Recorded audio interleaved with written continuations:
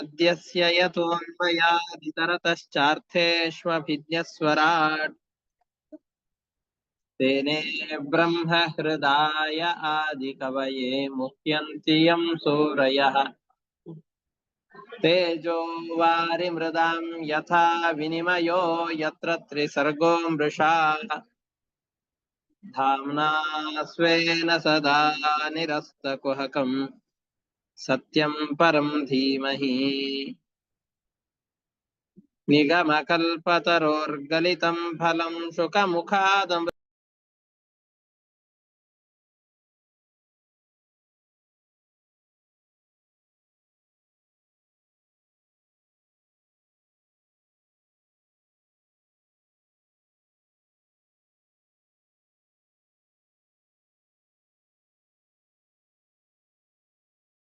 माया पिशाची परिमर्दितानां संसारसिन्धौ परिपातितानां क्षेमाय वै भागवतं प्रगर्जति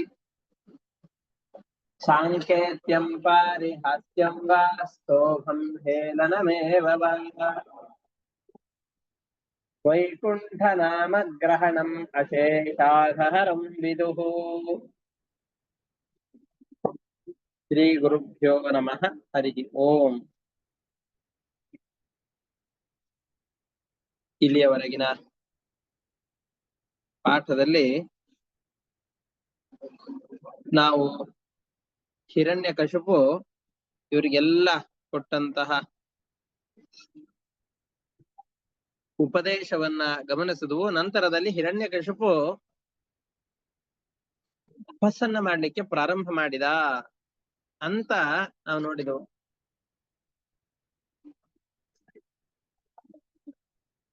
ಆದ್ರೆ ಈ ಸಂದರ್ಭದಲ್ಲಿ ಹಿಂದೆ ಕಥೆಯನ್ನು ಹೇಳಿದಾಗ ಒಬ್ಬರಲ್ಲ ಒಬ್ರು ಮರಣವನ್ನು ಹೊಂದುತ್ತಾನೆ ಇರ್ತಾರೆ.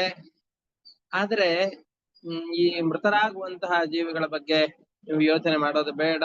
ಒಬ್ರಿಗೆ ಒಂದಲ್ಲ ಒಂದು ಶರೀರ ಆದ್ಮೇಲೆ ಬರ್ತಾನೆ ಇರತ್ತೆ ಅಂತ ಜೀವರಿಗೆ ಶರೀರಗಳ ಪ್ರಾಪ್ತಿ ಆಗತ್ತೆ, ಮತ್ತೆ ಮತ್ತೆ ಹುಟ್ಟಿ ಬರ್ತಾನೆ ಅಂತ ಹೇಳ್ಬೇಕಾದ್ರೆ ಒಂದು ಪ್ರಶ್ನೆ ಬರುತ್ತೆ. ಜೀವಾತ್ಮ ಎಲ್ಲಿಗೆ ಹೋಗ್ತಾನೆ ಅಥವಾ ಹೋದ ಅಂತಂದ್ರೆ ಯಾವ್ಯಾವ ಸ್ಥಳದಲ್ಲಿ ಎಷ್ಟೆಷ್ಟು ದಿವಸಗಳ ಕಾಲ ಇರ್ತಾನೆ? ಮತ್ತೆ ಹುಟ್ಟಿ ಬರಬೇಕು ಅಂತಂದು ಹೇಳಿದ್ರೆ ತಾಯಿಯ ಗರ್ಭವನ್ನು ಸೇರ್ಬೇಕು. ಜೀವಾತ್ಮ ತನಗೆ ಬೇಕಾದಂತಹ ತಾಯಿಯ ಗರ್ಭವನ್ನು ಸೇರಬಹುದೋ ಅಥವಾ ಭಗವಂತನ ಇಚ್ಛೆಯಿಂದಾಗಿ ಅವನ ಕರ್ಮಾನುಸಾರ ರೂಪುಗೊಳ್ಳುತ್ತಾನೋ ಅಂತ ನಿಯಮ ಏನು? ಇದೆಲ್ಲ ಪ್ರಶ್ನೆಗಳು ಬರುತ್ತೆ. ಇದನ್ನ ನಮ್ಮ ವಾಸನ್ ಅವರು ಪ್ರಶ್ನೆ ಮಾಡಿದ್ದಾರೆ. ತುಂಬಾ ಸೊಗಸಾದ ಪ್ರಶ್ನೆ, ನಮಗೆಲ್ಲರಿಗೂ ಕೂಡ ಇರುವಂತಹ ಪ್ರಶ್ನೆ ಇದು. ಆ ಎಲ್ಲ ಪ್ರಶ್ನೆಗಳನ್ನ ಸಂಗ್ರಹ ಮಾಡಿ ಇವರು ಕೇಳ್ತಾ ಇದ್ದಾರೆ. ನಮಗೆಲ್ಲರಿಗೂ ಕೂಡ ಈ ಪಾಠ ಮೊನ್ನೆ ಪಾಠಗಳನ್ನ ಕೇಳಿದಾಗ ಇವರು ಮರಣವನ್ನು ಹೊಂತಾರೆ, ಇದು ಮತ್ತೆ ವಾಪಸ್ ಬರ್ತಾರೆ ಅಂತ ಕೇಳಿದಾಗ ಸಹಜವಾಗಿ ಬರುವ ಪ್ರಶ್ನೆಯನ್ನು ಕೇಳಿದ್ದಾರೆ. ಅದಕ್ಕೆ ಮೊದಲಿಗೆ ಸ್ವಲ್ಪ ಮಟ್ಟಿಗೆ ಉತ್ತರವನ್ನ ನೋಡೋಣ. ಹಿಂದೆ ಸ್ವಲ್ಪ ಸಂಕ್ಷಿಪ್ತವಾಗಿ ಉತ್ತರವನ್ನು ಕೇಳಿದ್ದೇವೆ. ಈ ಮರಣಾನಂತರದಲ್ಲಿ ಜೀವನು ತಾನು ಮಾಡಿದ ಪುಣ್ಯ ಪಾಪ ಕರ್ಮಗಳಿಗೆ ಅನುಗುಣವಾಗಿ ಸ್ವರ್ಗಲೋಕವನ್ನೋ ನರಕವನ್ನೋ ಅನುಭವಿಸ್ತಾನೆ. ಅವನು ಮಾಡಿದ ಪುಣ್ಯ ಕರ್ಮಗಳಿಗೆ ಅನುಗುಣವಾಗಿ ಎಷ್ಟೆಷ್ಟು ಸತ್ಕರ್ಮಗಳನ್ನು ಮಾಡಿದ್ದಾನೋ ಆ ಸತ್ಕರ್ಮಗಳು ಪೂರ್ತಿಯಾಗಿ ನಾಶವಾಗುವಷ್ಟು ಕಾಲ ಸ್ವರ್ಗಲೋಕದಲ್ಲಿ ಇರ್ತಾನೆ. ಪೂರ್ತಿಯಾಗಿ ಅಂತಂದ್ರೆ ಸ್ವಲ್ಪ ಉಳಿಸ್ಕೊಳ್ತಾನೆ, ಒಂದು 95% ಅಷ್ಟು ಭೋಗ ಮಾಡ್ತಾನೆ. ಹಾಗೆ ಪಾಪಕರ್ಮಗಳನ್ನ ಮಾಡಿದರೂ ಕೂಡ ಒಂದಿಷ್ಟು ಪಾಪಕರ್ಮಗಳನ್ನ ಅನುಭವಿಸಿ ಸ್ವಲ್ಪ ಆ ಕರ್ಮಗಳು ಶೇಷವಾದಂತಹ ಸಂದರ್ಭದಲ್ಲಿ ಏನೇ ಆ ಶರೀರದಿಂದ ಆ ಲೋಕಗಳಿಂದ ಇವನನ್ನ ಹೊರಗಡೆ ಕಳಿಸ್ತಾರೆ. ಇವನ ಕರ್ಮ ಎಲ್ಲ ಮುಗಿಲಿಕ್ಕೆ ಬಂತು ಅಂತ ಅಂದುಕೊಂಡು ಅವ್ರು ತೀರ್ಮಾನ ಮಾಡ್ಕೊಂಡು, ಇವನ್ ಇಷ್ಟು ವರ್ಷ ಸ್ವರ್ಗದಲ್ಲಿ ಇರಬೇಕಾದಂತಹ ಕಾಲ ಮುಗಿದಿದೆ, ಇವನನ್ನು ವಾಪಸ್ ಕಳಿಸ್ಬಹುದು ಅಂತ ತೀರ್ಮಾನ ಮಾಡ್ಕೊಂಡು ಅವ್ರು ವಾಪಸ್ ಆ ಲೋಕದಿಂದ ಕೆಳಗಡೆ ಹಾಕ್ತಾರೆ. ಯಾವಾಗ ಆ ಲೋಕದಿಂದ ಹೊರಟಂತಹ ಸಂದರ್ಭದಿಂದ ಮ್ಯಾಕ್ಸಿಮಮ್ 1 ವರ್ಷ ಅಷ್ಟರೊಳಗಡೆ ಇನ್ನೊಂದು ಶರೀರವನ್ನು ಹೊಂದಲೇಬೇಕು. ಈ 1 ವರ್ಷದ ಒಳಗಡೆಯಲ್ಲಿ ಏನೇ ತಾಯಿಯ ಗರ್ಭವನ್ನ ಸೇರ್ತಾನೆ ಅನ್ನುವಂಥದ್ದು ಈ ಬ್ರಹ್ಮಸೂತ್ರ ಭಾಷ್ಯದಲ್ಲಿ ಇದನ್ನ ಆಚಾರ್ಯರೆಲ್ಲರೂ ಕೂಡ ನಿರೂಪಣೆ ಮಾಡಿದ್ದಾರೆ. ಹಾಗಾಗಿ ಸ್ವರ್ಗಾದಿ ಲೋಕಗಳಿಗೆ ಹೋದಂತಹ ಜೀವರು ತಮ್ಮ ಪುಣ್ಯ ಪಾಪಾದಿಗಳನ್ನು ಅನುಭವಿಸಿಕೊಂಡು ಆ ಲೋಕದಿಂದ ಹೊರಗಡೆ ದಬ್ಬಲ್ಪಟ್ಟಾಗ 1 ವರ್ಷದ ಒಳಗಡೆಯಲ್ಲಿ ಅವರು ಹುಡ್ತಾರೆ. ಗಮನಿಸಬೇಕು, 1 ವರ್ಷದ ಒಳಗಡೆಯಲ್ಲಿ ತಾಯಿಯ ಗರ್ಭವನ್ನು ಸೇರ್ತಾರೆ. ಆಮೇಲೆ ಅವರು ಶಿಶುವಾಗಿ ಅದಾಗಿ ಹುಡ್ತಾರೆ. ಆ ಶಿಶುವಾಗಿ ಗರ್ಭವಾಗಿ ಹುಟ್ಟುವಾಗಲೂ ಕೂಡ ಸ್ವತಂತ್ರವಾಗಿ ಹುಡ್ತಾರೋ ತಮ್ಮ ಇಚ್ಛೆಯಿಂದ, ಈ ರೀತಿಯಾಗಿ ತಮ್ಮ ಇಚ್ಛೆಗೆ ಅನುಗುಣವಾಗಿ ಹುಟ್ಟುವಂತಹದ್ದು ಪರಮಾತ್ಮನೊಬ್ಬನನ್ನು ಹೊರತುಪಡಿಸಿ ಬೇರೆ ಯಾರಿಗೂ ಇಲ್ಲ. ಅವತಾರ ಮಾಡುವ ಸಂದರ್ಭದಲ್ಲಿ ಮಾತ್ರ. ಹಾಗೆ ದೇವತೆಗಳಿಗೂ ಕೂಡ ಭಗವಂತನ ಇಚ್ಛೆಗೆ ಅನುಗುಣವಾಗಿ ಈ ಶರೀರಗಳ ಪ್ರಾಪ್ತಿಯಾಗತ್ತೆ ಹೊರತಾಗಿ ಸ್ವತಂತ್ರವಾಗಿ ನಾವು ಈ ತಾಯಿಯ ಬಳಿಯಲ್ಲಿ ಹೋಗಬೇಕು, ಈ ತಂದೆಯ ಬಳಿಯಲ್ಲಿ ಹೋಗಬೇಕು ಅಂತ ಅವರ ಇಚ್ಛೆಗೆ ಅನುಗುಣವಾಗಿ ತಾಯಿ ತಂದೆಯ ಗರ್ಭದಲ್ಲಿ ಸೇರೋದಿಲ್ಲ. ಅದು ತಾಯಿ ತಂದೆ ಅಂತಂದ್ರೆ ಮನುಷ್ಯರೇ ಆಗಬೇಕು ಅಂತಾನೂ ಇಲ್ಲ. ಯಾವುದೇ ಪ್ರಾಣಿಗಳಾಗಬಹುದು, ಪಶುಗಳಾಗಬಹುದು, ಪಕ್ಷಿಗಳಾಗಬಹುದು, ಸರೀಸೃಪಗಳಾಗಬಹುದು, ಯಾವುದೇ ಪ್ರಾಣಿಯ ತಾಯಿಯ ಗರ್ಭವನ್ನ ಅವನು ಸೇರಿಕೊಳ್ಳುತ್ತಾನೆ. ಹೀಗೆ ಸೇರಿಕೊಂಡು ಅವನಿಗೆ ಜನನವಾಗತ್ತೆ ಅಂತ ಒಟ್ಟಾರೆ ಈ ಜನನದ ವಿಷಯಗಳನ್ನ ವಿಸ್ತಾರವಾಗಿ ನಿರೂಪಣೆ ಮಾಡಿದ್ದಾರೆ.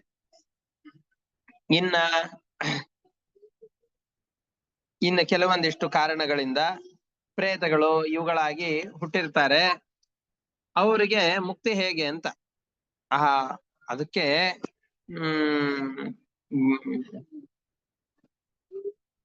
ಪ್ರೇತಾತ್ಮಗಳಿಗೆ ಮುಕ್ತಿ ಹೇಗೆ ಅಂತಂದ್ರೆ ಶ್ರಾದ್ದಾದಿ ಕರ್ಮಗಳಿಂದ ಅಲ್ಪ ಸ್ವಲ್ಪ ದೋಷದಿಂದಾಗಿ ಪ್ರೇತಗಳಾಗಿತ್ತು ಅಂತಂದ್ ಹೇಳಿದ್ರೆ ಅದಕ್ಕೆ ಮುಕ್ತಿ ಸಿಗತ್ತೆ. ಇಲ್ಲ ಅಂತಂದ್ ಹೇಳಿದ್ರೆ ಅವ್ರು ಗಗನದಲ್ಲಿಯೇ ಸಂಚಾರ ಮಾಡಿ ಎಷ್ಟೋ 100 ವರ್ಷಗಳ ನಂತರದಲ್ಲಿ ಮುಕ್ತಿಯನ್ನು ಪಡಿತಾರೆ ಅಂತ ಅದರ ವಿವರಣೆ ಇದೆ. ಆದ್ಮೇಲೆ ಇನ್ನೊಂದು ಪ್ರಶ್ನೆ ಇದೆ. ಇದರಲ್ಲಿ ಎಲ್ರೂ ಕೂಡ ಯಾವ್ದು ಪುಣ್ಯ ಯಾವ್ದು ಪಾಪಗಳು ಅಂತ ಎಲ್ರಿಗೂ ಸಹಜವಾಗಿ ಗೊತ್ತಿರತ್ತೆ. ಇದು ಪುಣ್ಯ ಕಾರ್ಯ, ಇದು ಪಾಪ ಕಾರ್ಯ ಅಂತ ಎಲ್ರಿಗೂ ಗೊತ್ತಿರತ್ತೆ. ಹಾಗಿದ್ದಾಗ್ಲೂ ಕೂಡ ಜನರೆಲ್ಲರೂ ಕೂಡ ಪುಣ್ಯ ಕಾರ್ಯದಲ್ಲಿ ಹೆಚ್ಚಿಗೆ ಪ್ರವೃತ್ತಿಯನ್ನು ಮಾಡದೇನೆ ಪಾಪ ಕಾರ್ಯದಲ್ಲೇ ಆಸಕ್ತರಾಗಿರ್ತಾರೆ. ಯಾಕೆ ಅಂತ ಒಂದು ಪ್ರಶ್ನೆಯನ್ನು ಕಳಿಸಿದ್ದಾರೆ. ಇದಕ್ಕೆ ನಾವು ನಮ್ಮನ್ನು ನೋಡ್ಕೊಂಡು ಉತ್ತರ ಕಂಡುಕೊಳ್ಬೇಕು. ನಮಗ್ ಗೊತ್ತಿದೆ ಯಾವ್ದು ಒಳ್ಳೇದು ಯಾವ್ದು ಕೆಟ್ಟದು ಅಂತ ನಮಗ್ ಗೊತ್ತಿರತ್ತೆ, ಪರಿಜ್ಞಾನ ಇರತ್ತೆ. ಆದ್ರೆ ನಮಗ್ ಗೊತ್ತಿಲ್ಲದೇನೆ ನಾವು ಕೆಟ್ಟ ಕೆಲಸಗಳನ್ನು ಮಾಡ್ತಾ ಇರ್ತೇವೆ. ಯಾರೋ ಈಗ ಈ ಸಂದರ್ಭದಲ್ಲಿ ಪಾಠವನ್ನು ಕೇಳೋದು ಒಂದು ಪುಣ್ಯವನ್ನು ಕೊಡೋ ಕೆಲಸ ಅಂತಿರತ್ತೆ. ಅದು ಏನೋ ಒಂದು ಬಲವಾದಂತಹ ಸೆಳೆತಕ್ಕೆ ಒಳಗಾಗಿ ಎಷ್ಟೋ ದಿವಸಗಳ ಕಾಲ ನೀವಲ್ಲ ನಾವು ಸೇರ್ಕೊಂಡು ಎಲ್ಲರೂ ಕೂಡ ಅಯ್ಯೋ ಇದು ಯಾಕೆ ಅಂತ ಅನ್ನಿಸ್ಬಿಡತ್ತೆ. ಇದು ಒಂದ ಅಂತಲ್ಲ, ಯಾವುದೇ ಒಳ್ಳೆ ಕೆಲಸ ಆಗ್ಲಿ ಇರ್ಲಿ ಬಿಡ ಆಮೇಲೆ ಮಾಡಿದ್ರೆ ಆಯ್ತು ಅಂತ ಒಳ್ಳೆ ಕೆಲಸಗಳನ್ನ ಮುಂದೆ ಹಾಕ್ತಾ ಇರ್ತೇವೆ. ಆಮೇಲೆ ಇದು ಕೆಟ್ಟದು ಮಾಡಬಾರ್ದು ಅಂತ ಗೊತ್ತಿರತ್ತೆ, ಆದ್ರೆ ಏನ್ ಮಾಡೋಣಪ್ಪ ಅಂತ ಅಂದ್ಕೊಂಡು ಆ ಕೆಲಸವನ್ನೇ ಮಾಡ್ತಾ ಇರ್ತೇವೆ. ಎಲ್ಲದಕ್ಕೂ ಕೂಡ ಕಾರಣವಾದದ್ದು ನಮ್ಮ ದುರ್ಬಲವಾದ ಮನಸ್ಸು. ಒಂದು ಪ್ರಧಾನವಾಗಿ ನಮ್ಮ ದುರ್ಬಲವಾದ ಮನಸ್ಸಿನ ಹತೋಟಿ ನಮ್ಮಲ್ಲಿ ಇಲ್ಲದೆ ಇರೋದು ಇದೆಲ್ಲದಕ್ಕೂ ಕೂಡ ಪ್ರಧಾನವಾದ ಕಾರಣ.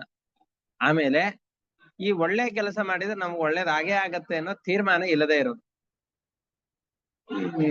ಈ ಕೆಟ್ಟ ಮಾರ್ಗವನ್ನು ಅನುಸರಣೆ ಮಾಡ್ಲಿಲ್ಲ ಅಂತಂದ್ ಹೇಳಿದ್ರೆ ಈಗಿನ ಕಾಲದಲ್ಲೆಲ್ಲ ಸುಖವಾಗಿರ್ಲಿಕ್ಕೆ ಸಾಧ್ಯ ಇಲ್ಲ ಅನ್ನುವಂತಹ ಕೆಲವೊಂದಿಷ್ಟು ಮೌಢ್ಯ ನಮ್ಮ ತಲೆಯಲ್ಲಿ ಅಂಟಿಕೊಂಡಿರೋದ್ರಿಂದ ಅದು ಕೂಡ ಯಾವ್ದು ಒಳ್ಳೇದು ಯಾವ್ದು ಕೆಡುಕು ಅಂತ ಗೊತ್ತಿದ್ರು ಆ ಮಾರ್ಗದಲ್ಲಿ ಹೋಗ್ಲಿಕ್ಕೆ ಅದು ತಡೆಯನ್ನು ಉಂಟು ಮಾಡುತ್ತೆ.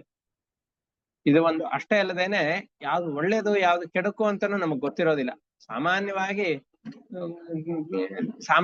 ಜನರಿಗೆ ಒಳ್ಳೇದು ಕೆಡುಕು ಎಲ್ಲ ನಮ್ಮ ಸುತ್ತಮುತ್ತಲಿನ ವಾತಾವರಣ ಹೇಗಿದೆ, ಜನರೆಲ್ಲ ಯಾವ್ದನ್ನ ಒಳ್ಳೇದು ಅಂತ ಮಾತನಾಡ್ತಾ ಇರ್ತಾರೋ ಅದು ಒಳ್ಳೇದು, ಕೆಟ್ಟದು ಅಂತ ಯಾವ್ದನ್ನ ಅಂತ ಇರ್ತಾರೋ ಅದು ಕೆಟ್ಟದು ಅಂತ ಅಂದುಕೊಂಡಿರ್ತೇವೆ. ಅದು ಹೌದಾದ್ರೂ ಕೂಡ ಸಾಮಾನ್ಯವಾಗಿ ಪುಣ್ಯ ಪಾಪಗಳ ಪರಿಜ್ಞಾನ ನಮಗಿದ್ರೂ ಕೂಡ ಅದು ಅಷ್ಟೇ ಪುಣ್ಯ ಪಾಪಗಳಾಗಿರೋದಿಲ್ಲ. ಬಹಳ ಸೂಕ್ಷ್ಮವಾದಂತಹ ವಿಚಾರ ಇದೆ. ಆ ವಿಚಾರಗಳೆಲ್ಲ ಮುಂದಿನ ಕಥೆಗಳಲ್ಲೆಲ್ಲ ಬರುತ್ತೆ. ಈ ಪ್ರಹ್ಲಾದರಾಜರ ಚರಿತ್ರೆಗಳಲ್ಲಿ ಅದು ಬರುತ್ತೆ, ಗಮನಿಸೋಣ. ಇದು ಒಂದು ನಮ್ಮ ನಿಗ್ರಹವಿಲ್ಲದೆ ಇರುವಂತಹ ಮನಸ್ಸು ಮತ್ತು ನಮ್ಮ ಪೂರ್ವ ಕರ್ಮಗಳು.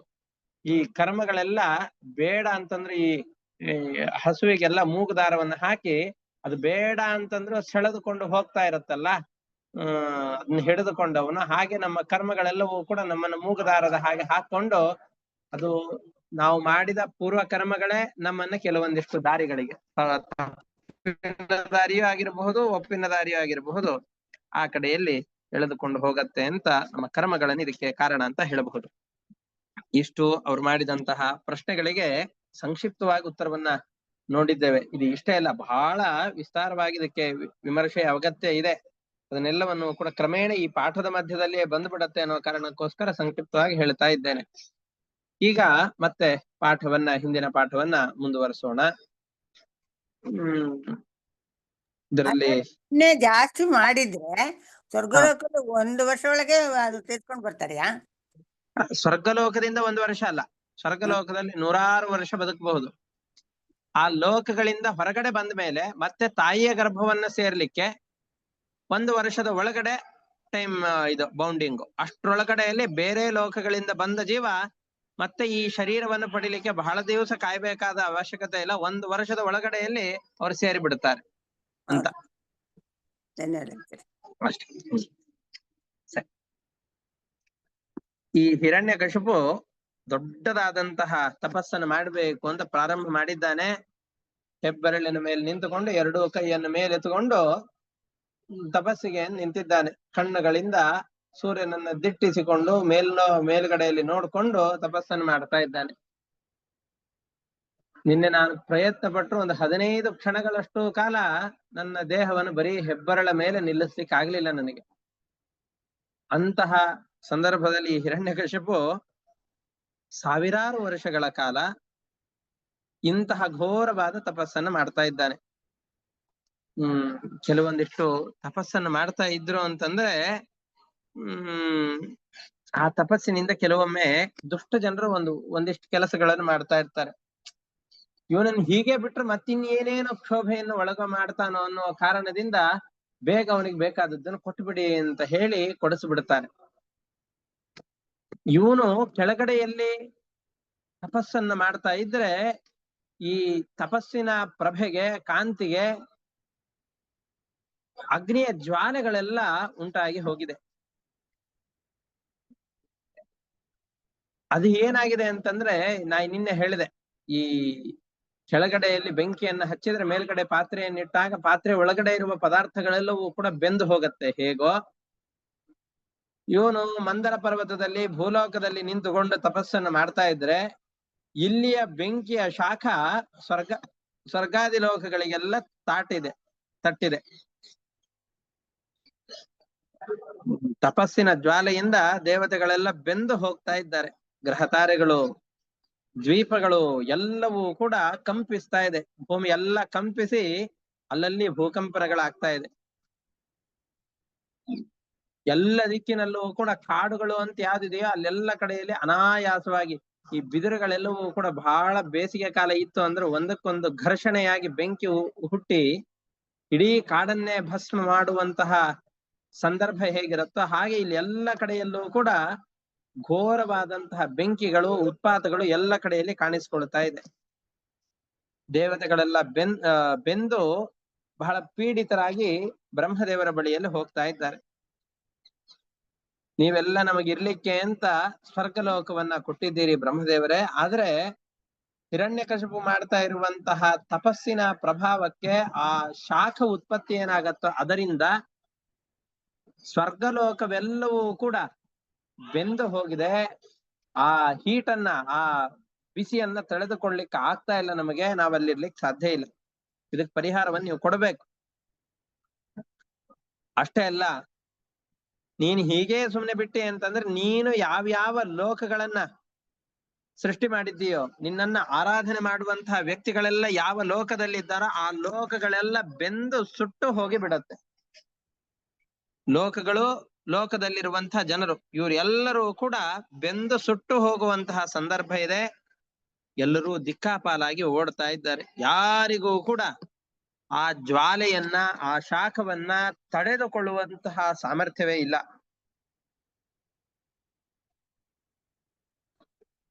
ಆ ಲೋಕಗಳೆಲ್ಲ ನಾಶವಾಗೋದಕ್ಕಿಂತ ಮುಂಚೆ ಇದಕ್ಕೆ ನೀನ್ ಪರಿಹಾರ ಕೊಡ್ಬೇಕು.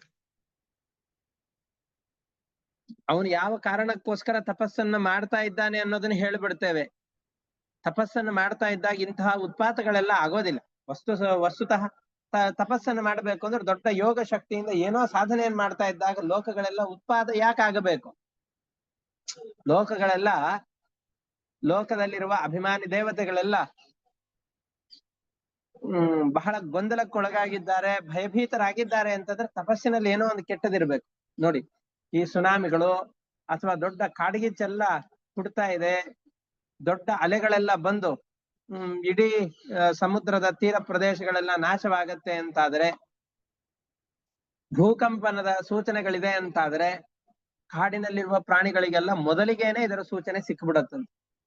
ಅದಕ್ಕೆ ಅವು ತಮ್ಮ ಹಿಂಡುಗಳನ್ನ ಕರೆದುಕೊಂಡು ಆ ಪ್ರದೇಶವನ್ನು ಬಿಟ್ಟು ಬಹಳ ದೂರದ ಪ್ರದೇಶಗಳಿಗೆ ಸಂಚಾರವನ್ನು ಮಾಡುತ್ತೆ.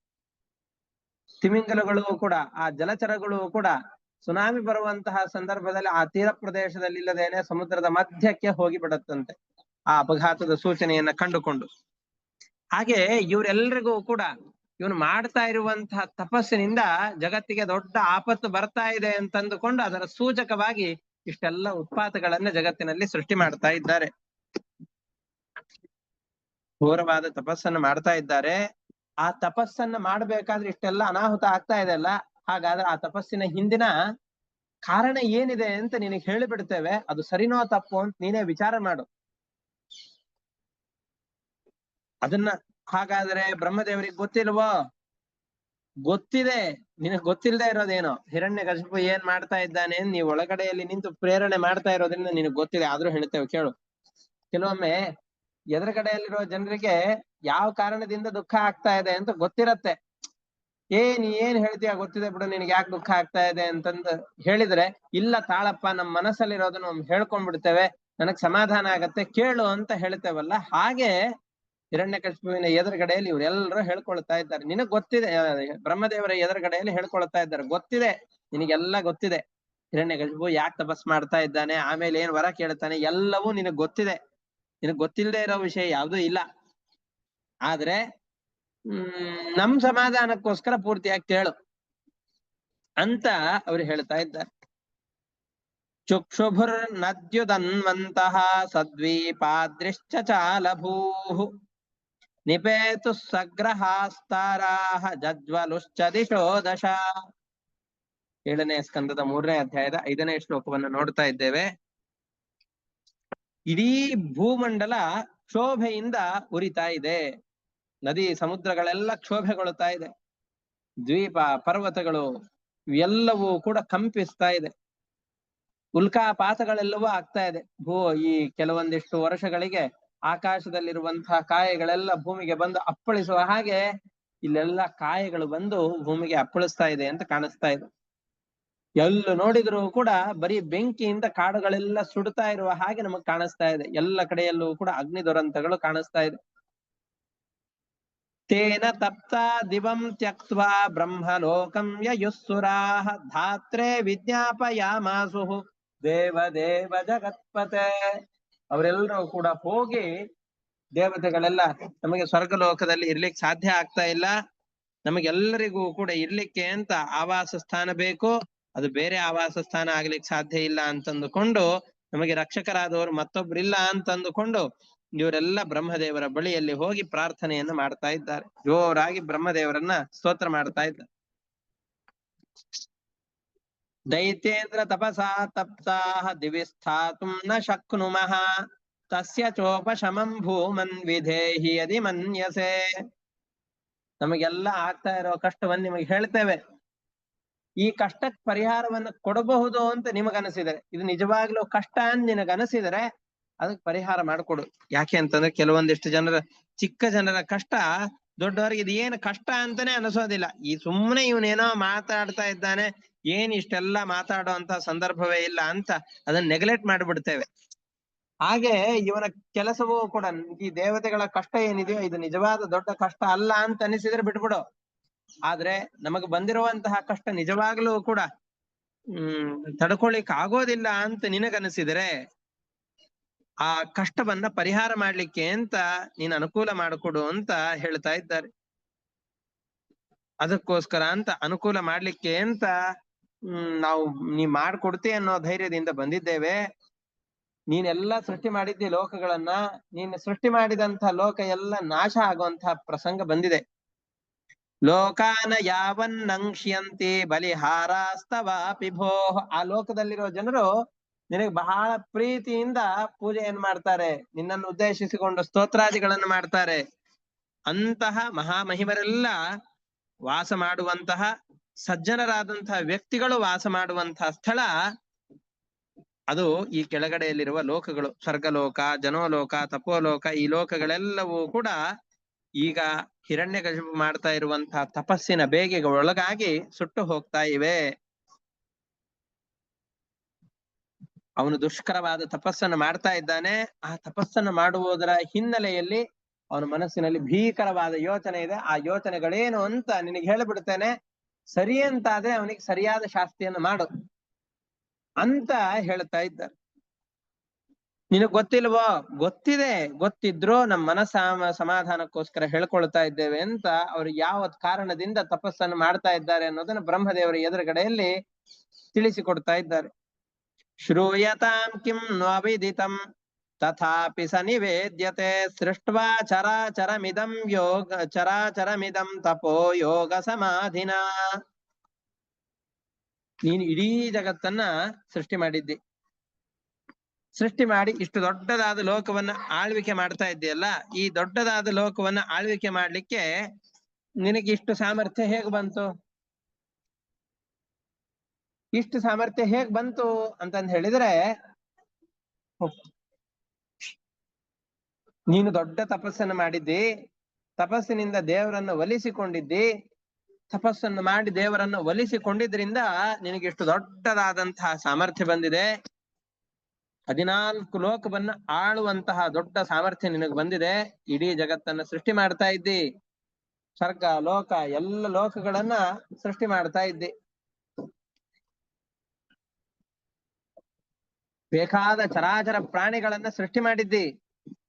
ನಿನ್ನಿಂದ ಸೃಷ್ಟರಾಗದೇ ಇರುವಂತಹ ಜೀವರೇ ಇಲ್ಲ, ಎಲ್ಲರೂ ನಿನ್ನ ಹತೋಟಿಯಲ್ಲಿದ್ದಾರೆ. ಎಷ್ಟು ಸಂದರ್ಭ ಬಂದ್ರೂ ಕೂಡ ನಿನಗೆ ಮರಣ ಇಲ್ಲ. ನಿನ್ನನ್ನು ನೋಡಿ ಅವನಿಗೆ ಏನಾಗಿದೆ ಅಂತಂದ್ರೆ ನಿನ್ನ ಹಾಗೆ ಇಡೀ ಜಗತ್ತನ್ನ ಆಳ್ವಿಕೆ ಮಾಡಬೇಕು ಅಂತ ಮನಸ್ಸಿನಲ್ಲಿ ಭಾವನೆ ಬಂದಿದೆ.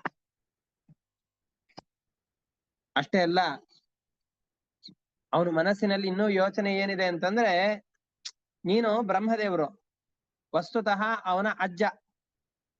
ಯಾಕೆ ಅಂತಂದ್ರೆ ಹಿರಣ್ಯಕಶಿಪುವಿನ ತಂದೆ ಕಶ್ಯಪ ಋಷಿಗಳು, ಆ ಕಶ್ಯಪ ಋಷಿಗಳ ತಂದೆ ನೀನು. ನಿನ್ನನ್ನು ನೋಡಿ ನಿನ್ ಮೇಲೆ ಸ್ವಲ್ಪ ಅವನಿಗೆ ಬೇಸರವೂ ಇದೆ.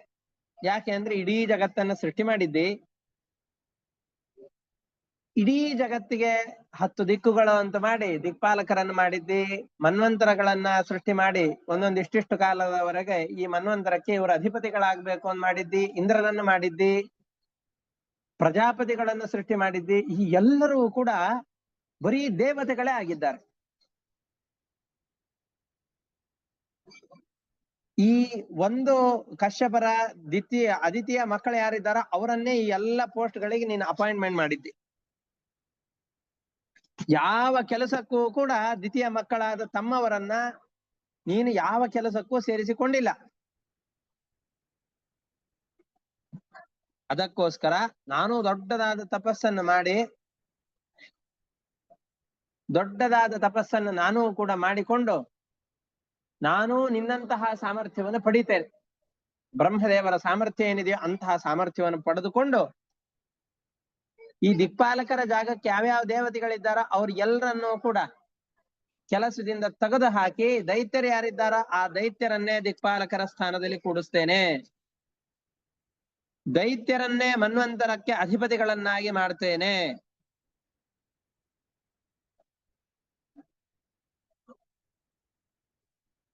ಹಾಗಾಗಿ ಈ ಎಲ್ಲ ಪೋಸ್ಟ್ಗಳಿಗೂ ನಮ್ಮವರನ್ನೇ ಹಾಕೊಂಡು ಬಿಡೋಣ ಅಂತಂದುಕೊಂಡು ಅವನು ದೊಡ್ಡದಾದ ತಪಸ್ಸನ್ನು ಮಾಡ್ತಾ ಇದ್ದಾನೆ. ಬಹಳ ದುರಾಗ್ರಹ ಇದೆ ಅವನಿಗೆ. ದುರಾಗ್ರಹ ಇದ್ಕೊಂಡು ದೊಡ್ಡ ತಪಸ್ಸನ್ನು ಮಾಡ್ತಾ ಇದ್ದಾನೆ. ಇದಕ್ಕೆ ಪರಿಹಾರವನ್ನು ನೀನೇ ಕೊಡಬೇಕು ಅಂತ ಹೇಳ್ತಾ ಇದ್ದಾರೆ. ಈ ಸಂದರ್ಭದಲ್ಲಿ ನಮಗೆಲ್ಲ ಒಂದು ಯೋಚನೆ ಬರ್ಲಿಕ್ಕೆ ಅವಕಾಶ ಇದೆ. ಇದು ಸಹಜ ಅಲ್ವಾ? ಹಿರಣ್ಯಕಶಿಪು ಏನ್ ಮಾಡ್ತಾ ಇದ್ದಾನೆ? ಕೆಟ್ಟ ಕೆಲಸವನ್ನೇನು ಮಾಡ್ತಾ ಇಲ್ಲ, ದೊಡ್ಡ ತಪಸ್ಸನ್ನು ಮಾಡ್ತಾ ಇದ್ದಾನೆ, ಸತ್ಕರ್ಮವೇ.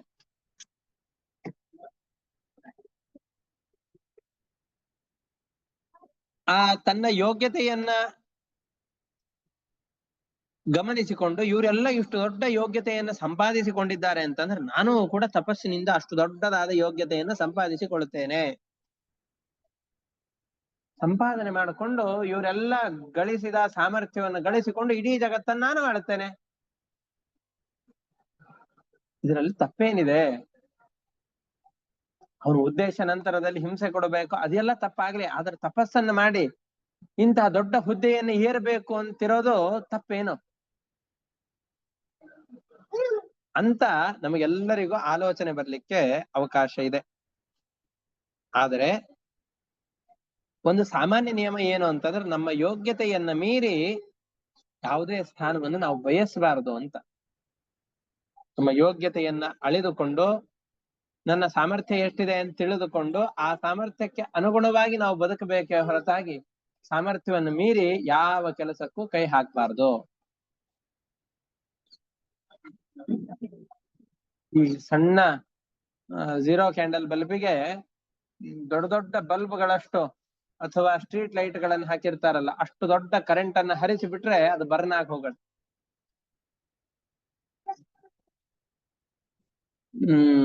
ದೊಡ್ಡ ದೊಡ್ಡ ದೇಹ ದಾರ್ಢ್ಯ ಸ್ಪರ್ಧೆಯಲ್ಲಿ ಇದ್ದಂಥವ್ರು ಎತ್ತುವಷ್ಟು ಭಾರವನ್ನು ನಾನು ಎತ್ತೇನೆ ಅಂತ ಅಷ್ಟು ಭಾರವನ್ನು ಎತ್ತಲಿಕ್ಕೆ ಅಂತ ಹೋದೆ ಅಂತಂದ್ರೆ ಅದಕ್ಕೆ ಯೋಗ್ಯತೆ ನನ್ನಲ್ಲಿಲ್ಲ, ಆದ್ರೂ ಕೂಡ ಅದನ್ನ ಮಾಡ್ತೇನೆ ಅಂತ ಹೋದರೆ ಇವನ್ ಮಾಡ್ತಾ ಇದ್ದಾನೆ ನಾನು ಮಾಡ್ತೇನೆ ಅಂತಂದುಕೊಂಡು ಆ 100 kg ಕಲ್ಲನ್ನು ಎತ್ತಲಿಕ್ಕೆ ಹೋದ್ರೆ ಸೊಂಟ ಮುರಿದುಕೊಂಡು ಅಥವಾ ಮೈ ಮೇಲೆ ಅದನ್ನ ಹಾಕೊಂಡು ಅಪ್ಪಚ್ಚಿಯಾಗಿ ಹೋಗ್ತೇವೆ.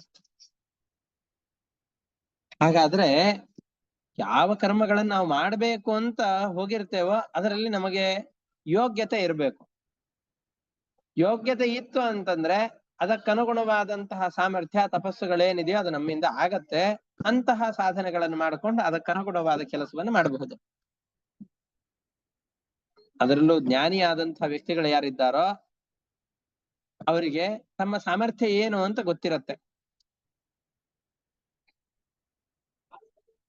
ಇಂದ್ರಾದಿ ದೇವತೆಗಳು ಕೂಡ ತಮ್ಮ ಸಾಮರ್ಥ್ಯವನ್ನು ಅರಿತುಕೊಂಡು ನಾನು ಇಂದ್ರನ ಪದವಿಯಲ್ಲಿದ್ದೇನೆ, ಆ ಪದವಿಗೆ ಅನುಗುಣವಾದಂತಹ ತಪಸ್ಸನ್ನು ಮಾಡಬೇಕು, ಅದಕ್ಕೇನು ರೂಲ್ಸು ಮತ್ತು ನಿಯಮಾವಳಿಗಳಿರತ್ತೋ ಅದಕ್ಕನುಗುಣವಾಗಿ ನಾನು ನಡೆದುಕೊಳ್ಬೇಕು ಅಂತ ಅಷ್ಟೇ ಪ್ರಯತ್ನ ಪಡ್ತಾರೆ ಹೊರತಾಗಿ ನಾನು ರುದ್ರದೇವರಾಗ್ಬೇಕು ಅಂತ ಅವ್ರು ಪ್ರಯತ್ನ ಪಡೋದಿಲ್ಲ, ನಾನು ಬ್ರಹ್ಮನಾಗಬೇಕು ಅಂತ ಅವ್ರು ಪ್ರಯತ್ನ ಪಡೋದಿಲ್ಲ. ಹಿರಣ್ಯಕಶಿಪುವಿನಿಗಿಂತ ಬಹಳ ಉತ್ತಮರಾದವರು ಯೋಗ್ಯತೆಯಲ್ಲಿ, ಆದ್ರೂ ಅವ್ರು ಪಡೋದಿಲ್ಲ.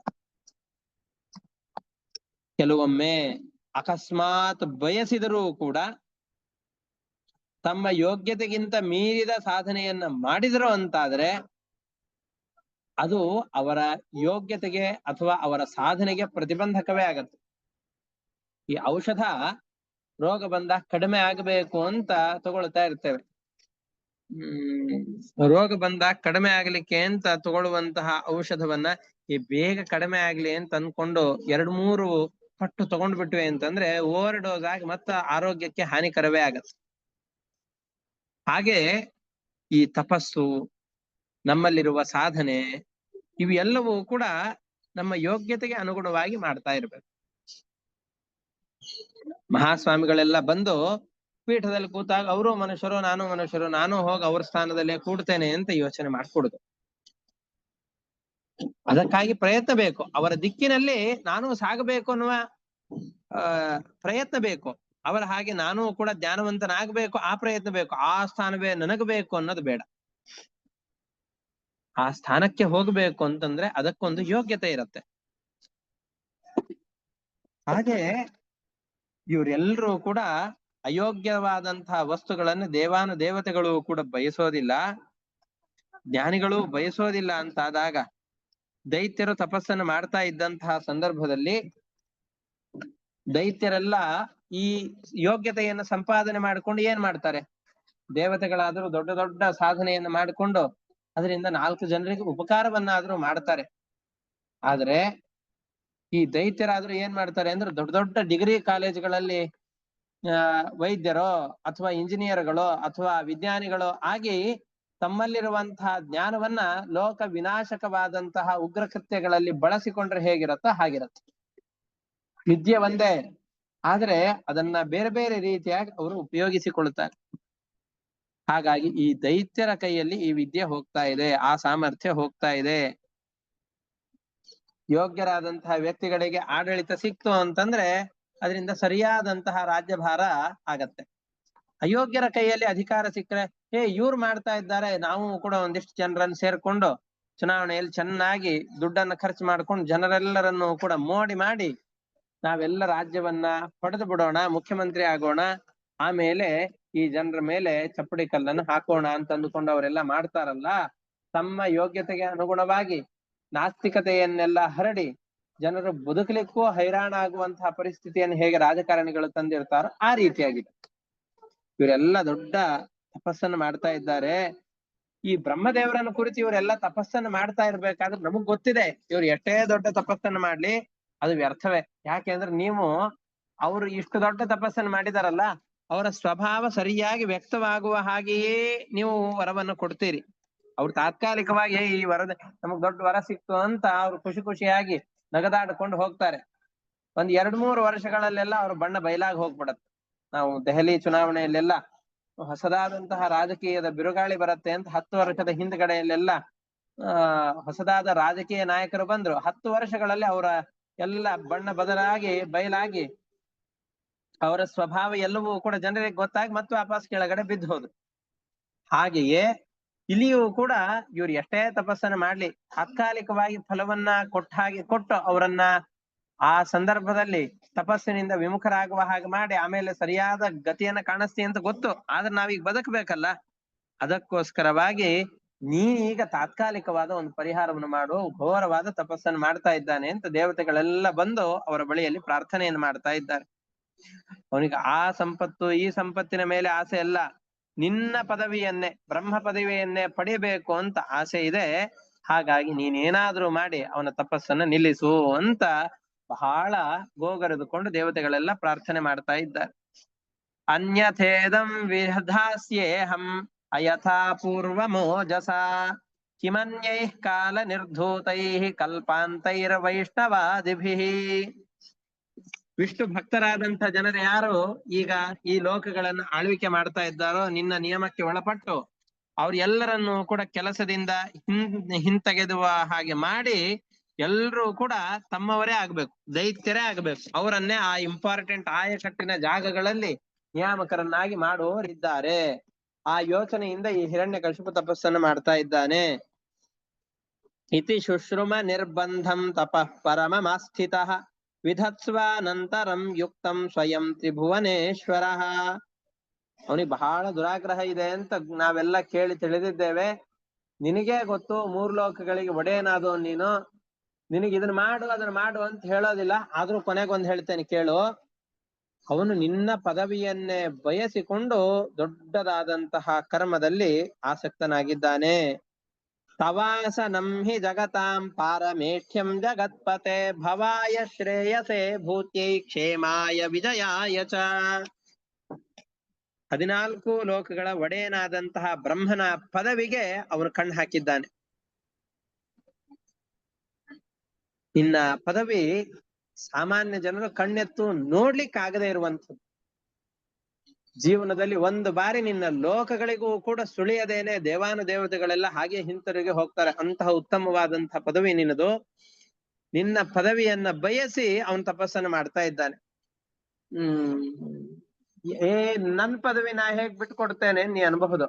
ಆದ್ರೆ ಅವನು ಘೋರವಾದ ತಪಸ್ಸನ್ನು ಮಾಡ್ತಾ ಇರೋದನ್ನ ಕೇಳಿದರೆ ನೋಡಿದರೆ ನೀ ಅವನ ಮುಂದೆ ಹೋಗಿ ನಿಂತೆ ಅಂತಂದ್ರೆ ಅವನ ತೀವ್ರವಾದ ತಪಸ್ಸನ್ನ ಗಮನಿಸಿದೆ ಅಂತ ಆದ್ರೆ ಏನಾದ್ರೂ ಕೂಡ ಅವನು ಏನ್ ಕೇಳಿದ್ರೆ ಆಯ್ತು ಆಯ್ತು ಆಯ್ತು ಅಂತಂದೇ ಹೇಳ್ಬೇಕು ನೀನು. ಆ ರೀತಿಯಾಗಿ ಘೋರವಾದ ತಪಸ್ಸನ್ನು ಮಾಡ್ತಾ ಇದ್ದಾನೆ. ಅವನನ್ನು ನೋಡಿ ಈ ತಪಸ್ಸಿಗೆ ಮೋಡಿ ಆಗದೆ ಇರುವ ವ್ಯಕ್ತಿಗಳೇ ಇಲ್ಲ, ಅಷ್ಟು ಘೋರವಾದ ತಪಸ್ಸನ್ನ ಭಕ್ತಿಪೂರ್ವಕವಾಗಿ ನಿನ್ನಲ್ಲಿ ಇಟ್ಟುಕೊಂಡು ಮಾಡ್ತಾ ಇದ್ದಾನವನು. ಹಾಗಾಗಿ ನಿನ್ನ ಪದವಿಯನ್ನ ಪಡೆಯುವ ಆಸೆಯಿಂದ ಮಾಡ್ತಾ ಇದ್ದಾನೆ. ನೀನೇ ಅವನಿಗೆ ಸರಿಯಾದ ಶಾಸ್ತಿಯನ್ನು ಮಾಡಬೇಕು ಅಂತ ಹೇಳ್ತಾ ಇದ್ದಾರೆ. ಈ ರೀತಿಯಾಗಿ ಹೇಳಿದಾಗ ಈ ಹಿರಣ್ಯಕಶಿಪು ಯಾವ ಮಂದರ ಪರ್ವತದ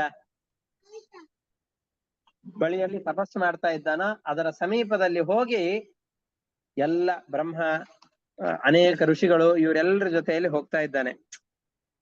ಅಲ್ಲಿ ಭೃಗು ಋಷಿಗಳು, ದಕ್ಷ ಪ್ರಜಾಪತಿ ಮುಂತಾದವರೆಲ್ಲರೂ ಇದ್ರು. ಅವ್ರ ಜೊತೆಯಲ್ಲಿ ಹೋಗ್ತಾ ಇದ್ದಾನೆ.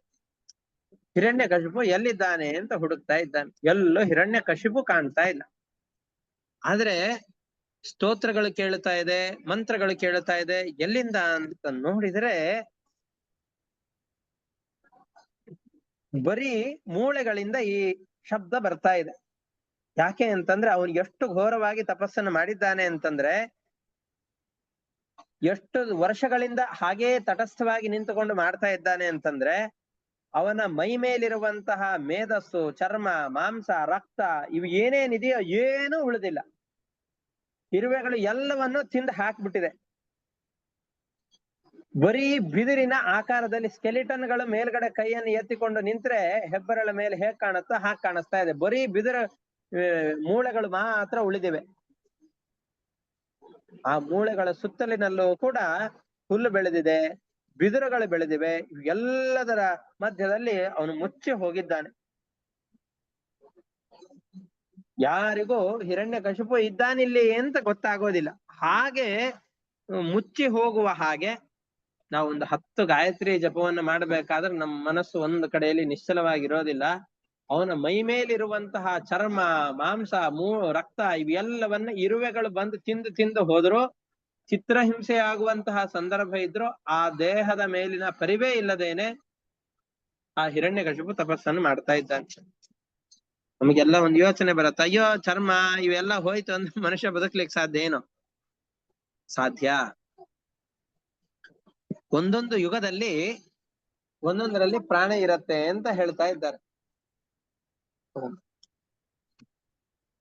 ಏನು ಅಂತಂದ್ರೆ ಕಲಿಯುಗದಲ್ಲಿ ಅನ್ನಗತ ಪ್ರಾಣ, ಆಮೇಲೆ ದ್ವಾಪರ ಯುಗದಲ್ಲಿ ಮಾಂಸಗತ ಪ್ರಾಣ, ಮಾಂಸ ಎಲ್ಲಿವರೆಗೂ ಇರುತ್ತೋ ಅಲ್ಲಿವರೆಗೂ. ಇನ್ನೊಂದು ಯುಗದಲ್ಲಿ ಅದು ಯಾವ್ದು ಚರ್ಮ ಒಳಗಡೆಯಲ್ಲಿ ರಕ್ತ ಮುಂತಾದವುಗಳು ಎಲ್ಲಿವರೆಗೂ ಇರುತ್ತೋ ಅಲ್ಲಿವರೆಗೂ ಪ್ರಾಣ. ನಮಗ್ ಊಟ ಹಾಕೋದನ್ನ ಬಿಟ್ಬಿಟ್ರು ಅಂತಂದ್ರೆ ನಾವು ಹೋಗಿ ಬಿಡ್ತೇವೆ. ದ್ವಾಪರ ಯುಗದಲ್ಲಿರುವ ಜನರಿಗೆ ಊಟ ಮಾಡಿದ್ರೆ ಅಷ್ಟೇ ಶಕ್ತಿ ಅಲ್ಲ, ಪ್ರಾಣ ಹೋಗಬೇಕು ಅಂತಂದ್ರೆ ಅವರ ಶರೀರದಲ್ಲಿರುವ ರಕ್ತ ಎಲ್ಲ ಹಿಂಗೆ ಹೋಗಬೇಕು. ಆಮೇಲೆ ಮೇಧಸ್ಸು, ರಕ್ತ, ಮಾಂಸ ತದ್ಗತವಾದ ಪ್ರಾಣ. ಕೃತಯುಗದಲ್ಲಿ ಅಸ್ಥಿಗತ ಪ್ರಾಣ. ನೀವೆಲ್ಲ ಇದನ್ನ ಯಾವುದು ಪ್ರತಿ ವರ್ಷದ ಪಂಚಾಂಗವನ್ನ ಓದುವ ಸಂದರ್ಭದಲ್ಲಿ ಆಯಾಯ ಯುಗದಲ್ಲಿರುವಂತಹ ಜನರಿಗೆ ಪ್ರಾಣ ಎಲ್ಲಿಗೆ ಇರತ್ತೆ ಅಂತ ಓದಿರ್ತೀರಿ, ಕೇಳಿರ್ತೀರಿ. ಅಸ್ಥಿಗತ ಪ್ರಾಣ, ಎಲ್ಲಿವರೆಗೂ ಮೂಳೆಗಳು ಸವೆದು ಹೋಗೋದಿಲ್ವೋ ಅಲ್ಲಿಯವರೆಗೂ ಅವನು ಸಾಯೋದಿಲ್ಲ. ಯಾವುದೇ ಪ್ರಬಲರಾದಂತಹ ವ್ಯಕ್ತಿಗಳು ಬಂದು ಅವನನ್ನ ಕೊಲ್ಲದ ಹೊರತು ಅವನಿಗೆ ಉಪವಾಸ ಹಾಕಿ ಸಾಯಿಸ್ಲಿಕ್ಕೆಲ್ಲ ಸಾಧ್ಯವೇ ಇಲ್ಲ. ಮೂಳೆಗಳೆಲ್ಲ ಸವದು ಹೋಗಬೇಕು, ಅಲ್ಲಿವರೆಗೂ ಅವನು ಮರಣವನ್ನು ಹೊಂದೋದಿಲ್ಲ. ಹಾಗಾಗಿ ಇವನು ಎಷ್ಟು ವರ್ಷಗಳ ಕಾಲ ತಪಸ್ಸನ್ನ ಮಾಡಿದರೂ ಕೂಡ ಪ್ರಾಣ ಹೋಗಿಲ್ಲ. ಅಷ್ಟು ಘೋರವಾದ ತಪಸ್ಸನ್ನು ಇವನು ನಿಲ್ಲಿಸಿಲ್ಲ. ಅವನನ್ನ ಬ್ರಹ್ಮದೇವರು ನೋಡ್ತಾ ಇದ್ದಾರೆ.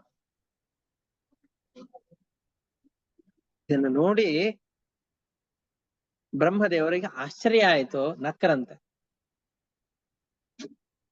ಎಂತಹ ಘೋರವಾದ ತಪಸ್ಸನ್ನು ಮಾಡ್ತಾ ಇದ್ದಾನೆ ಈ ವ್ಯಕ್ತಿ. ಈ ತಪಸ್ಸಿನ ಅರ್ಧ ತಪಸ್ಸನ್ನು ಕೂಡ, ಇದರಲ್ಲಿ ಅರ್ಧ ಶ್ರದ್ಧೆಯನ್ನು ಕೂಡ ಭಗವಂತನ ವಿಷಯದಲ್ಲಿ ಮಾಡಿ ಭಗವಂತನನ್ನ ಸಂತೋಷ ಪಡಿಸಿದ್ರೆ ಮೋಕ್ಷವನ್ನೇ ಪರಮಾತ್ಮ ಕೊಟ್ಟು ಬಿಡ್ತಾ ಇದ್ದ. ಆದ್ರೆ ವ್ಯರ್ಥವಾಗಿ ಅವನಿಗೆ ಸಿಗದೇ ಇರುವಂತಹ ದೊಡ್ಡದಾದಂತಹ ಪದವಿಯನ್ನ ಬಯಸಿ ಈ ಹಿರಣ್ಯಕಶಿಪು ವ್ಯರ್ಥವಾಗಿ ದುಃಖವನ್ನ ಅನುಭವಿಸ್ತಾ ಇದ್ದಾನೆ. ಈ ತಪಸ್ಸು ವ್ಯರ್ಥವಾಗಿ ಹೋಗತ್ತಲ್ಲ ಅಂತ ಮನಸ್ಸಿನಲ್ಲಿ ಭಗವಂತನ ಬಗ್ಗೆ ಮೆಚ್ಚುಗೆಯ ನಗು. ಭಗವಂತನನ್ನ ಕುರಿತು ಇಷ್ಟು ಸಾಧನೆಯನ್ನ ಸ್ವಲ್ಪ ಕಾಲದವರೆಗೂ ಮಾಡಿದರೂ ಕೂಡ ಭಗವಂತ ಸಂತೋಷಗೊಂಡು ಬಿಡುತ್ತಾನೆ. ಆದ್ರೆ ಇವನ ಆ ಭಗವಂತನ ಪ್ರಜ್ಞೆ ಇಲ್ಲದೇನೆ ಕ್ಷುಲ್ಲಕವಾದಂತಹ ಫಲಗಳನ್ನ ಬಯಸಿ, ತನಗೆ ಯೋಗ್ಯತೆಯಲ್ಲಿ ಇಲ್ಲದೇ ಇರುವಂತಹ ಫಲಗಳನ್ನ ಬಯಸಿ ಇಷ್ಟೆಲ್ಲ ಪ್ರಯತ್ನವನ್ನು ಮಾಡ್ತಾ ಇದ್ದಾನೆ. ತನಗೆ ಅಯೋಗ್ಯ, ಅಲಭ್ಯ ಇದು ಅಂತಹ ಪದವಿಗಾಗಿ ಮಹಾಪ್ರಯತ್ನವನ್ನು ಮಾಡ್ತಾ ಇದ್ದಾನೆ, ವ್ಯರ್ಥವಾಗಿ ಹೋಗತ್ತೆ. ಆದ್ರೆ ಈ ಹಿರಣ್ಯಕಶಿಪುವನ್ನು ನೋಡಿ ಬ್ರಹ್ಮದೇವರು ಆಶ್ಚರ್ಯಗೊಂಡ್ರು.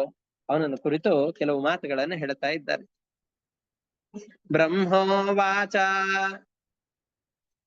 ಉತ್ತಿಷ್ಟೋತ್ತಿಷ್ಠ ಭದ್ರಂತೆ ತಪಸ್ಸಿದ್ಧೋಸಿ ಕಾಶ್ಯಪ ವರದೋಹಮನುಪ್ರಾಪ್ತೋ ವ್ರೀಯತಾಮೀಪ್ಸಿತೋ ವರಹ. ಹಿರಣ್ಯಕಶಿಪು, ಹೇಳಪ್ಪ, ನಿನಗೆಲ್ಲ ಒಳ್ಳೇದಾಗ್ಲಿ. ದೊಡ್ಡ ತಪಸ್ಸನ್ನ ಮಾಡಿದ್ದಿ, ತಪಸ್ಸಿದ್ಧಿಯನ್ನ ಪಡೆದಿದ್ದಿ. ತಪಸ್ಸನ್ನ ಮಾಡೋದು ಸರಳ, ಆದ್ರೆ ಅದರ ಸಿದ್ಧಿಯನ್ನು ಪಡೆಯೋದು ಬಹಳ ಕಷ್ಟ. ಅಂತಂದ್ರೆ ತಪಸ್ಸನ್ನ ಮಾಡ್ಲಿಕ್ಕೆ ಪ್ರಾರಂಭ ಮಾಡಬಹುದು, ಆದ್ರೆ ಪ್ರಾರಂಭಿಸಿದ ತಪಸ್ಸಿನ ಸಿದ್ಧಿಯನ್ನು ಪಡೆಯೋದು ಬಹಳ ಕಷ್ಟ. ನಾವೆಲ್ಲರೂ ಕೂಡ ಸಂಧ್ಯಾ ವಂದನೆ ಮಾಡೋಣ, ದೇವರ ಪೂಜೆ ಮಾಡೋಣ ಅಂತ ಆ ಕೆಲಸ ಮಾಡ್ಲಿಕ್ಕೆ ಹೋಗ್ತೇವೆ. ಆದ್ರೆ ವಿಘ್ನಗಳು ಬೇಕಾದಷ್ಟು ಬರುತ್ತೆ. ನಮಗೆ ಆ ಪೂಜಾ ಸಿದ್ಧಿ ಇರೋದಿಲ್ಲ, ಜಪಸಿದ್ಧಿ ಇರೋದಿಲ್ಲ. ಒಂದು 10 ನಿಮಿಷವೂ ಕೂಡ ನೆಮ್ಮದಿಯಿಂದ ಪೂಜೆಯನ್ನು ಮಾಡ್ಲಿಕ್ಕೆ, ಮಂತ್ರ ಸ್ತೋತ್ರಗಳನ್ನು ಹೇಳಲಿಕ್ಕೆ ನಮ್ಮ ಮನಸ್ಸು ಒಗ್ಗೂಡೋದಿಲ್ಲ. ಆ ಸಂದರ್ಭದಲ್ಲಿ ನಮ್ಮ ಮನಸ್ಸು ಏಕಾಗ್ರ ಚಿತ್ತವಾಗಿರೋದಿಲ್ಲ. ಆದ್ರೆ ನೀನು ತಪಸ್ಸಿದ್ಧಿಯನ್ನು ಪಡೆದವನಾಗಿದ್ದಿ. ಕಾಶ್ಯಪರ ಮಗನಾಗಿ ಸಾರ್ಥಕವಾಗಿ ಕಾಶ್ಯಪಿ ಅಂತ ಹೆಸರಿನಿಂದ ಕರೆಸ್ಕೊಂಡಿದ್ದಿ. ನಿನಗೆ ವರ ಕೊಡ್ಲಿಕ್ಕೆ ಅಂತ ನೀನು ಯಾರನ್ನ ಕುರಿತು ತಪಸ್ ಮಾಡ್ತಾ ಇದ್ದೆಲ್ಲ, ಬ್ರಹ್ಮದೇವರು ಅವನೇ ನಾನು ಬಂದ್ಬಿಟ್ಟಿದ್ದೇನೆ, ಕಣ್ಣು ತೆಗಿ, ಬೇಕಾದ ವರವನ್ನು ಕೇಳು, ನಿನ್ನ ಮನೋಬಲವನ್ನ ನಾನು ಕಾಣ್ತಾ ಇದ್ದೇನೆ, ಇದು ಮಹಾ ಅದ್ಭುತ. ಇದು ಇರುವೆಗಳು ಬಂದು ರಾತ್ರಿ ಮಲಗದಾಗ ಗಡದ್ದಾಗಿ ನಿದ್ದೆಯನ್ನು ಮಾಡ್ಬೇಕಾದ್ರೆ ಬಂದು ಕಚ್ಚಿದರೆ, ದೊಡ್ಡ ಇರುವೆಗಳು ಕಚ್ಚಿದರೆ ಆ ನಿದ್ರೆಯಿಂದ ಎಚ್ಚೆತ್ತು ಆ ಇರುವೆಗಳನ್ನು ಕೊಂದು ಅದನ್ನ ಪಕ್ಕದಲ್ಲಿ ಬಂದು ಮಲಗ್ತೇವೆ. ಗಾಢವಾದ ನಿದ್ರೆಯಲ್ಲಿದ್ರು ಚಿಕ್ಕ ಇರುವೆ ಕಚ್ಚಿದರೆ ನಿದ್ರೆಯಿಂದ ಎಚ್ಚೆತ್ತು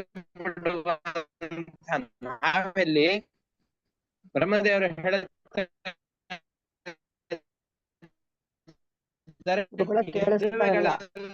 ಬಂದು